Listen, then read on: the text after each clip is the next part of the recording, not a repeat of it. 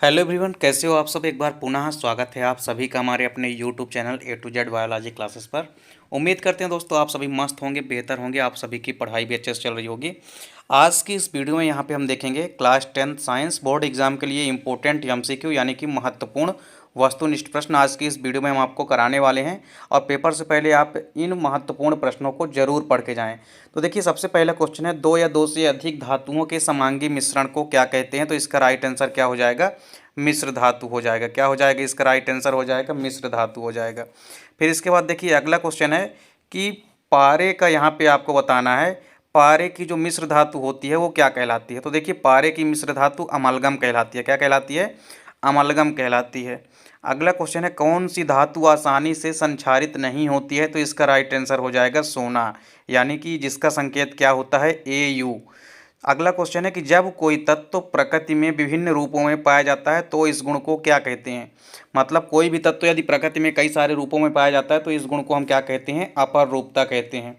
अगला क्वेश्चन है, किस धातु का दहन आसानी से हो जाता है। तो आपको याद रखना है मैग्नीशियम धातु का। अगला क्वेश्चन है, कौन सी धातुएं भाप के साथ अभिक्रिया नहीं करती हैं। तो इसका राइट आंसर हो जाएगा सीसा, कापर, चांदी व तांबा। किसी भी धातु का नाम आप यहाँ पे लिख सकते हैं। अगला क्वेश्चन है कि जो धातुएं कठोर सतह से टकराने पर ध्वनि उत्पन्न करती हैं उन्हें क्या कहते हैं। मतलब इस प्रक्रिया को आपको बताना है क्या कहते हैं। जब कोई धातु किसी कठोर सतह से टकराती है तो वह ध्वनि उत्पन्न करती है, इस क्रिया को क्या कहते हैं। तो ध्वनिक या सोनोरस कहते हैं। अगला क्वेश्चन है, तन्यता क्या है। तो देखिए देखिए धातु को पतले तार के रूप में खींचा जा सकता है और इसी क्षमता को हम क्या कहते हैं, तन्यता कहते हैं। क्या कहते हैं, तन्यता कहते हैं। इसके बाद देखिए अगला क्वेश्चन है कि सबसे अधिक अभिक्रियाशील धातु कौन सी है। तो आपको याद रखना है पोटेशियम। इसके बाद अगला क्वेश्चन है कि सबसे कम अभिक्रियाशील धातु कौन सी है। तो आपको याद रखना है सोना, यानी कि Au। अगला क्वेश्चन है कि द्रव अवस्था में पाई जाने वाली धातुएं हैं। तो देखिए पारा एक ऐसी धातु है जो कि द्रव अवस्था में पाई जाती है। इसके बाद अगला क्वेश्चन आपको बताना है, इसी क्रम में है कि द्रव अवस्था में पाई जाने वाली अधातु कौन सी होती है। तो यदि द्रव अवस्था में पाई जाने वाली आपसे धातु पूछता है तो आपको याद रखना है पारा, यानी कि मरकरी। और यदि द्रव अवस्था में पाई जाने वाले अधातु आपसे पूछता है तो आपको याद रखना है ब्रोमीन। अगला क्वेश्चन है कि किस धातु का उपयोग थर्मामीटर में और बैरोमीटर में किया जाता है। तो थर्मामीटर जो कि टेम्परेचर मापता है और बैरोमीटर में भी किसका उपयोग किया जाता है। तो आपको याद रखना है पारा, यानी कि मरकरी का। इसके बाद अगला क्वेश्चन है, धातुएं प्रायः ऊष्मा एवं विद्युत की होती है। तो आपको याद रखना है विद्युत की सुचालक होती हैं। अगला क्वेश्चन है, प्रकृति में स्वतंत्र अवस्था में पाई जाने वाली धातु कौन सी होती है। तो आपको याद रखना है सोना। अगला क्वेश्चन है कि कौन सी धातु जो होती है उसको ठंडे जल के साथ यदि क्रिया कराया जाए तो तेज अभिक्रिया करती है। तो इसका राइट आंसर हो जाएगा पोटेशियम। अगला क्वेश्चन है कि धावन सोडा कौन सा लवण है। तो आपको याद रखना है कि क्षारकीय लवण है। कैसा लवण है, एक क्षारीय लवण है। अगला क्वेश्चन है कि पानी, पीने का जो पानी होता है, पीने के पानी को जीवाणुओं से मुक्त करने के लिए किसका उपयोग किया जाता है। तो आपको याद रखना है विरंजक चूर्ण का। किसका उपयोग किया जाता है, विरंजक चूर्ण का। अगला क्वेश्चन है, शल्य चिकित्सा में टूटी हड्डियों को जोड़ने के लिए किसका उपयोग किया जाता है। तो देखिए टूटी हड्डियों को जोड़ने के लिए प्लास्टर ऑफ पेरिस का उपयोग किया जाता है। अगला क्वेश्चन है, शुद्ध जल का पीएच मान कितना होता है। तो आपको याद रखना है 7 होता है, यानी कि 7 होता है। अगला क्वेश्चन है, पीएच मान यदि बात की जाए तो पीएच मान में यदि अम्लों का पीएच मान आपसे पूछता है तो आपको याद रखना है कि 7 से कम होता है। वहीं यदि क्षारों का पीएच मान पूछे आपसे तो आपको पता होना चाहिए कि क्षारों का पीएच मान 7 से अधिक होता है। इसके बाद देखिए अगला क्वेश्चन है कि अम्ल व क्षार की अभिक्रिया से बनता है। तो जब अम्ल व क्षार आपस में क्रिया करते हैं तो क्या बनता है, लवण बनता है और इसके अलावा जल का निर्माण होता है। अगला क्वेश्चन है कि अम्ल जो होते हैं धात्विक कार्बोनेटों से अभिक्रिया करके कौन सी गैस निकालते हैं। तो ये कार्बन डाइऑक्साइड, यानी कि CO2 गैस निकालते हैं। अगला क्वेश्चन है कि अम्ल एवं क्षारों की अभिक्रिया को क्या कहते हैं। मतलब जब अम्ल एवं क्षारों की आपस में अभिक्रिया कराई जाती है तो इस क्रिया को हम क्या कहते हैं। तो इस क्रिया को हम उदासीनीकरण अभिक्रिया कहते हैं। क्या कहते हैं, उदासीनीकरण अभिक्रिया। अगला क्वेश्चन है, प्रायः तनु अम्ल कुछ धातुओं से अभिक्रिया करके कौन सी रंगीन गैस निकालते हैं। तो प्रायः आपको बताना है कि यदि तनु अम्ल जो होते हैं इनको यदि धातुओं से अभिक्रिया कराया जाए तो ये कौन सी रंगहीन गैस निकालते हैं। तो आपको याद रखना है कि हाइड्रोजन गैस। अगला क्वेश्चन है, धात्विक ऑक्साइड होते हैं तो सदैव अम्लीय होते हैं। यदि धात्विक ऑक्साइड की पूछा जाए तो वो क्षारीय होते हैं, लेकिन अधात्विक ऑक्साइड क्या होते हैं, अम्लीय होते हैं। तो दोनों क्वेश्चन यहाँ से आपको ध्यान में रखना है। यदि आपसे पूछे कि अधात्विक ऑक्साइड होते हैं तो अधात्विक ऑक्साइड हमेशा अम्लीय होते हैं, और यदि धात्विक ऑक्साइड पूछे तो वो हमेशा कैसे होते हैं, क्षारीय होते हैं। अगला क्वेश्चन है कि सिरके में कौन सा अम्ल पाया जाता है, तो आपको याद रखना है कि एसिटिक अम्ल पाया जाता है। कौन सा अम्ल पाया जाता है सिरके में, एसिटिक अम्ल पाया जाता है। अगला क्वेश्चन है कि शाकीय पौधा जो होता है नेटल, नेटल के डंक में कौन सा अम्ल उपस्थित होता है, तो नेटल के डंक में आपको याद रखना है कि मेथेनोइक अम्ल होता है। कौन सा अम्ल होता है, मेथेनोइक अम्ल होता है। अगला क्वेश्चन है चाकू द्वारा आसानी से किस धातु को काटा जा सकता है, तो इसका राइट आंसर क्या है, सोडियम। इसके बाद अगला क्वेश्चन है टमाटर में कौन सा अम्ल उपस्थित होता है, तो आपको याद रखना है कि ऑक्जेलिक अम्ल उपस्थित होता है। अगला क्वेश्चन है संतरा में कौन सा अम्ल उपस्थित होता है, तो संतरा में सिट्रिक एसिड उपस्थित होता है। कौन सा अम्ल उपस्थित होता है, सिट्रिक अम्ल। नेक्स्ट क्वेश्चन है कि जिनकी गंध अम्लीय व क्षारीय माध्यम में बदल जाती है उन्हें क्या कहते हैं, तो इसका राइट आंसर क्या हो जाएगा, गंधीय सूचक। गंधीय सूचक जो होते हैं जिनकी गंध अम्लीय व क्षारीय माध्यम में बदल जाती है। अगला क्वेश्चन है धात्विक ऑक्साइड होते हैं, तो आपको याद रखना है क्षारीय होते हैं। नेक्स्ट क्वेश्चन है कि विरंजक चूर्ण का रासायनिक सूत्र क्या होता है, तो CaOCl2 होता है। अगला क्वेश्चन है प्लास्टर ऑफ पेरिस का रासायनिक सूत्र लिखिए, तो आपको याद रखना है कैल्शियम सल्फेट और dot half H2O, calcium sulphate into half H2O। Next question है कि लोहे में जंग लगना एक कौन सी अभिक्रिया है, तो आपको याद रखना है संक्षारण अभिक्रिया है। और लोहे में जंग लगना एक सामान्य उदाहरण है, तो किसका उदाहरण है, संक्षारण का उदाहरण है। अगला क्वेश्चन है सोने और प्लेटिनम को गलाने वाले अम्ल का नाम बताइए, तो सोने और प्लेटिनम को गलाने वाला अम्ल कौन सा होता है, एक्वारेजिया। अगला क्वेश्चन है अभिक्रिया दर की इकाई क्या होती है, तो मोल प्रति लीटर प्रति सेकंड होती है। क्या होती है, मोल प्रति लीटर प्रति सेकंड होती है। अगला क्वेश्चन है श्वसन किस प्रकार की अभिक्रिया है, तो आपको याद रखना है कि यह एक ऊष्माक्षेपी अभिक्रिया है। इसके अलावा आपको यह भी याद रखना है यदि वस्तुनिष्ठ में ऐसा आ जाता है, मान लीजिए कि ऊष्माक्षेपी अभिक्रिया एग्जाम्पल में नहीं दिया गया है, तो वहाँ पे आपको फिर ऑक्सीकरण याद रखना है, क्योंकि जो श्वसन होती है यह ऊष्माक्षेपी अभिक्रिया के साथ साथ ऑक्सीकरण अभिक्रिया भी होती है, तो ऑक्सीकरण भी यदि आप लिखेंगे तो भी सही माना जाएगा। अगला क्वेश्चन है भोजन के पाचन में किस प्रकार की अभिक्रिया होती है, तो आपको याद रखना है कि वियोजन अभिक्रिया। किस प्रकार की अभिक्रिया, वियोजन अभिक्रिया होती है। अगला क्वेश्चन है कि बिना बूझे चूने का रासायनिक सूत्र बताइए, तो जो बिना बूझा चूना होता है उसका सूत्र होता है CaO यानी कि कैल्शियम ऑक्साइड। अगला क्वेश्चन है जब किसी यौगिक में ऑक्सीजन का योग होता है तब यह अभिक्रिया क्या कहलाती है, तो उस अभिक्रिया को हम उपचयन या कि ऑक्सीकरण भी आप कह सकते हैं। तो जब किसी यौगिक में आप कह सकते हैं कि ऑक्सीजन का योग होता है, ऐसी अभिक्रिया को हम उपचयन अभिक्रिया यानी कि ऑक्सीकरण अभिक्रिया कहते हैं। इसके बाद देखिए अगला क्वेश्चन है कि दो विलयनों को आपस में मिलाने पर एक अविलेय पदार्थ बनता है, यह अभिक्रिया क्या कहलाती है, तो इस अभिक्रिया को हम अवक्षेपण अभिक्रिया कहलाते हैं। तो ऐसी अभिक्रिया जिसमें दो विलयनों को आपस में मिलाने पर एक अविलेय पदार्थ बनता है, इस अभिक्रिया को हम अवक्षेपण अभिक्रिया कहते हैं।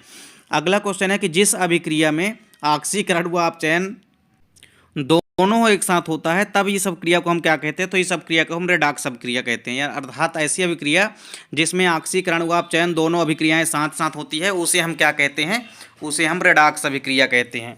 अगला क्वेश्चन है कि चूने का बुझना किस प्रकार की अभिक्रिया है, तो चूने का बुझना एक रासायनिक अभिक्रिया है। अगला क्वेश्चन है कि किसी भी रासायनिक अभिक्रिया का जो समीकरण होता है, तो समीकरण के रूप में प्रकार्यात्मक निरूपण क्या कहलाता है। यदि किसी रासायनिक अभिक्रिया का समीकरण के रूप में हम निरूपण करें तो यह क्या कहलाता है, रासायनिक समीकरण कहलाता है। अगला क्वेश्चन है कि वही अभिक्रियाएं जिनमें अभिकारक के बीच आयनों का आदान प्रदान होता है, ऐसी अभिक्रिया को हम क्या कहते हैं, तो ऐसी अभिक्रियाओं को हम द्विविस्थापन अभिक्रिया कहते हैं। क्या कहते हैं, द्विविस्थापन अभिक्रिया। अर्थात ऐसी अभिक्रियाएं जिनमें अभिकारकों के बीच आयनों का आदान प्रदान होता है उसे हम द्विविस्थापन अभिक्रिया कहते हैं। अगला क्वेश्चन है श्रृंखलन का गुण पाया जाता है, तो आपको याद रखना है कार्बन में। किस में पाया जाता है, कार्बन में श्रृंखलन का गुण पाया जाता है। नेक्स्ट क्वेश्चन है पीवीसी का पूरा नाम लिखिए, तो देखिए पीवीसी का पूरा नाम होता है पॉलीविनाइल क्लोराइड, तो पॉलीविनाइल क्लोराइड आपको याद रखना है। अगला क्वेश्चन है कि कार्बन की संयोजकता कितनी होती है, तो आपको बताना है कि 4 होती है। कितनी होती है, 4 होती है। अगला क्वेश्चन है किन यौगिकों में समावयवता का गुण पाया जाता है, तो समावयवता यानी कि आइसोमेरिज्म का गुण किन में पाया जाता है, तो आपको याद रखना है कार्बनिक यौगिकों में। किन यौगिकों में, कार्बनिक यौगिकों में। अगला क्वेश्चन है कि सहजीविता का एक उदाहरण दीजिए, तो इसका सबसे बढ़िया एग्जाम्पल है लाइकेन। अगला क्वेश्चन है कि राइजोबियम किस प्रकार का जीवाणु है, तो आपको याद रखना है कि यह एक सहजीवी जीवाणु होता है। अगला क्वेश्चन है कि प्रकाश संश्लेषण की क्रिया की दर सबसे अधिक किस प्रकाश में होती है? तो आपको याद रखना है कि लाल प्रकाश में। तो लाल प्रकाश में प्रकाश संश्लेषण की दर सबसे अधिक होती है। अगला क्वेश्चन है कि जल का अवशोषण कहाँ होता है? तो बड़ी आंत में होता है। कहाँ होता है? बड़ी आंत में होता है। अगला क्वेश्चन है कीटभक्षी पौधे के उदाहरण हैं। तो कीटभक्षी पौधे का उदाहरण आपको याद रखना है कि यूट्रिकुलेरिया है। क्या है? यूट्रिकुलेरिया। अगला क्वेश्चन है प्रकाश संश्लेषण की क्रिया पौधे के किस भाग में होती है? तो आपको याद रखना है कि पत्ती में, यानी कि लीफ वाले भाग में। अगला क्वेश्चन है कि जो क्रेब्स चक्र की क्रिया होती है यह कहाँ संपन्न होती है? तो क्रेब्स चक्र की क्रिया आपको याद रखना है कि यह माइटोकॉन्ड्रिया के अंदर संपन्न होती है। अगला क्वेश्चन है आक्सी श्वसन के दौरान एक अणु ग्लूकोज से कितनी ऊर्जा मुक्त होती है? तो आक्सी श्वसन की जब क्रिया होती है तो इसमें श्वसन के दौरान आपको याद रखना है कि 38 एटीपी अणुओं का लाभ होता है, यानी कि 673 किलो कैलोरी ऊर्जा निकलती है। तो आपसे एटीपी के रूप में लिखना है तो 38 एटीपी हो जाएगा। अगला क्वेश्चन है जाइलम का कार्य क्या होता है? तो आपको याद रखना है कि जल का परिवहन करना। इसके अलावा खनिज लवणों का भी जाइलम परिवहन करता है, तो जल व खनिज लवण दोनों का परिवहन करना आप लिख सकते हैं। अगला क्वेश्चन है कि अनाक्सी श्वसन की क्रिया कहाँ होती है? तो आपको याद रखना है कोशिका द्रव्य में होती है। वहीं ऑक्सीकरण की या ऑक्सी श्वसन की अभिक्रिया पूछे तो आपको याद रखना है कि माइटोकॉन्ड्रिया में होती है। अगला क्वेश्चन है श्वसन किस प्रकार की अभिक्रिया है? तो हमने पहले ही आपको बताया कि यह एक ऑक्सीकरण प्रकार की अभिक्रिया होती है। अगला क्वेश्चन है कि अमीबा व पैरामीशियम में श्वसन होता है, तो आपको याद रखना है कि परासरण के द्वारा। किसके द्वारा?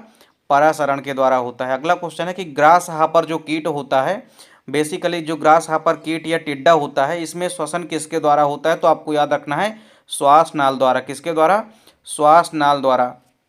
अगला क्वेश्चन है कि वायु की उपस्थिति में होने वाले श्वसन को हम कहते हैं। तो यदि वायु की अनुपस्थिति में श्वसन होता है तो उसे हम अवायवीय श्वसन कहते हैं, और यदि वायु की उपस्थिति में श्वसन होता है तो उसे हम वायवीय श्वसन कहते हैं। तो वायु की यदि अनुपस्थिति में होगा तो उसे हम अवायवीय कहेंगे। अगला क्वेश्चन है हरे पौधों की पत्तियों में पाया जाने वाले वर्णक का नाम लिखिए। तो जो हरे पादप होते हैं उनकी पत्तियों में कौन सा वर्णक पाया जाता है? तो आपको याद रखना है क्लोरोफिल।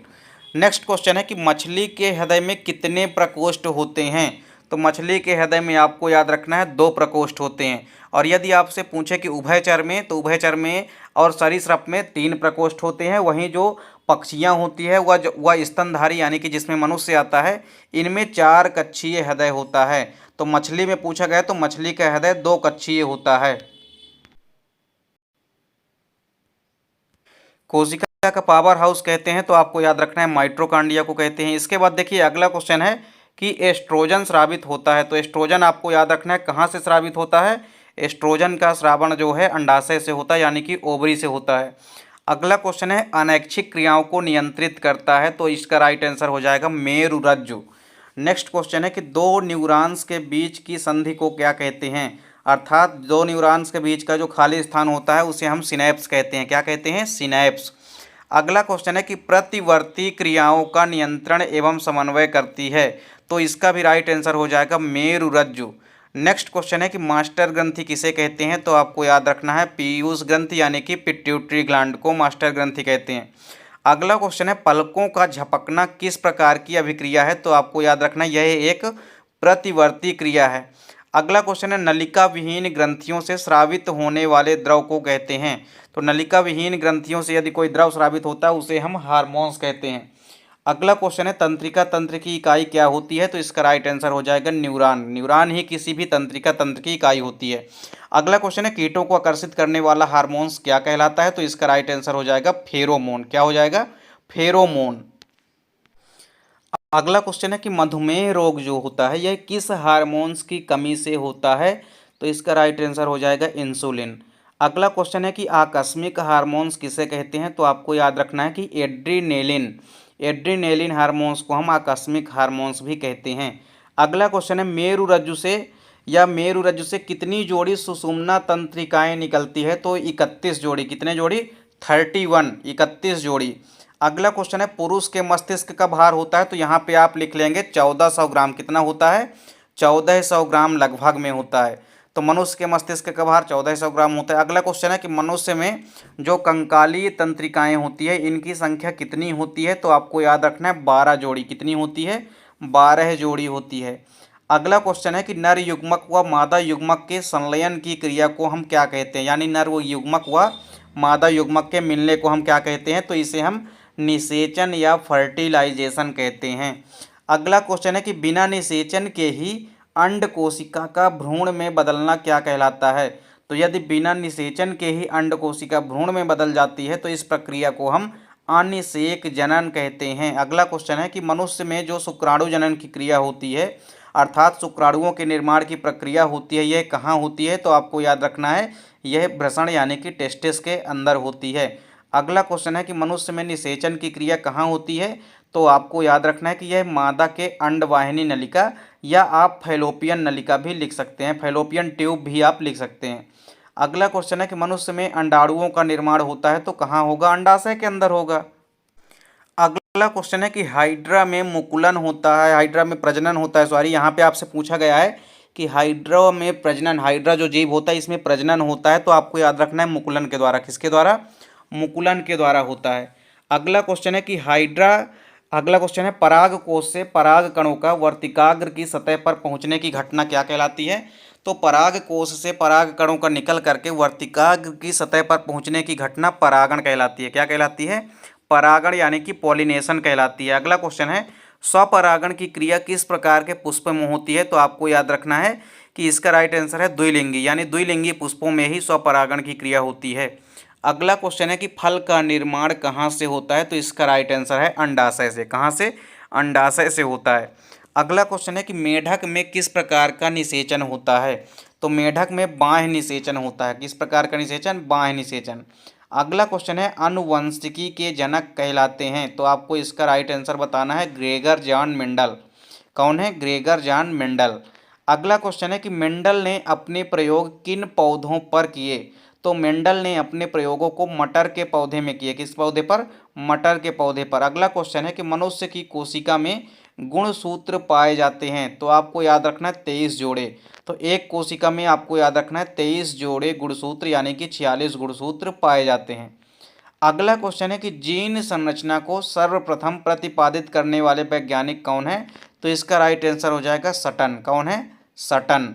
अगला क्वेश्चन है कि मानव में लिंग निर्धारण के लिए उत्तरदायी गुणसूत्र होता है। तो आपको याद रखना है कि मेल का जो एक्स गुणसूत्र होता है यही जो होता है मानव में लिंग निर्धारण के लिए उत्तरदायी होता है।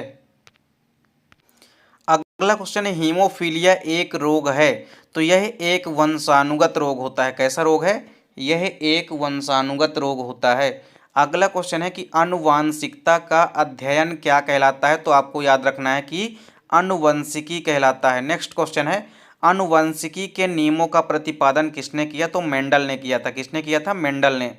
अगला क्वेश्चन है कि डीएनए का पूरा नाम बताइए। तो देखिए डीएनए का पूरा नाम होता है डीऑक्सीराइबो न्यूक्लिक एसिड। क्या होता है, डीऑक्सीराइबो न्यूक्लिक एसिड। आरएनए का पूरा नाम पूछा गया है तो आपको बताना है राइबो न्यूक्लिक एसिड। क्या हो जाएगा, राइबो न्यूक्लिक एसिड। अगला क्वेश्चन है कि निकट दृष्टि दोष के निवारण में प्रयुक्त लेंस है। मतलब निकट दृष्टि दोष के निवारण में किस लेंस का प्रयोग किया जाता है। तो आपको याद रखना है कि अवतल लेंस का प्रयोग किया जाता है।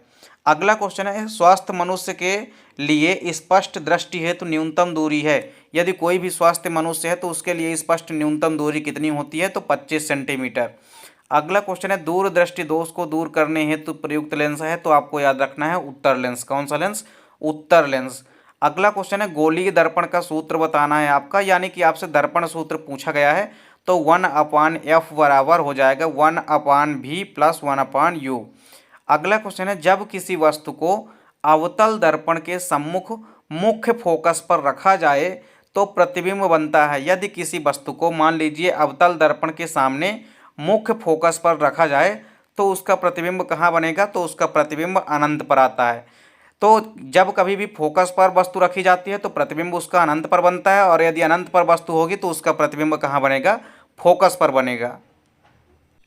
अगला क्वेश्चन है लेंस की क्षमता का एसआई मात्रक बताना है। तो इसका मात्रक होता है डायऑप्टर। क्या होता है, डायऑप्टर। अगला क्वेश्चन है मानव नेत्र जिस भाग पर किसी वस्तु का प्रतिबिंब बनाते हैं वह भाग है। तो उसका राइट आंसर हो जाएगा दृष्टिपटल। मतलब मानव नेत्र के जिस भाग पर किसी वस्तु का प्रतिबिंब बनता है वह भाग कौन सा होता है। तो दृष्टिपटल। अगला क्वेश्चन है कि अभिनेत्र लेंस का फोकस दूरी में परिवर्तन या क्या कहलाता है। तो देखिए जो भी अभिनेत्र लेंस होता है इसका फोकस दूरी में परिवर्तन किया जाता है तो किसके द्वारा किया जाता है, पश्चिमाभि द्वारा। किसके द्वारा, पश्चिमाभि द्वारा। अगला क्वेश्चन है कि वस्तुओं को हम किसकी उपस्थिति में देख सकते हैं। तो आपको याद होना चाहिए कि प्रकाश की उपस्थिति में। बिना प्रकाश की उपस्थिति में हम किसी भी वस्तु को नहीं देख सकते हैं। अगला क्वेश्चन है किस दर्पण की फोकस दूरी अनंत होती है। तो आपको याद रखना है समतल दर्पण की। किसकी, समतल दर्पण की। अगला क्वेश्चन है कि गोलीय दर्पण की जो फोकस दूरी होती है उसकी वक्रता त्रिज्या की होती है। तो आपको याद रखना है आधी होती है। मतलब गोलीय दर्पण की जो फोकस दूरी होती है वो उसकी वक्रता त्रिज्या की आधी होती है।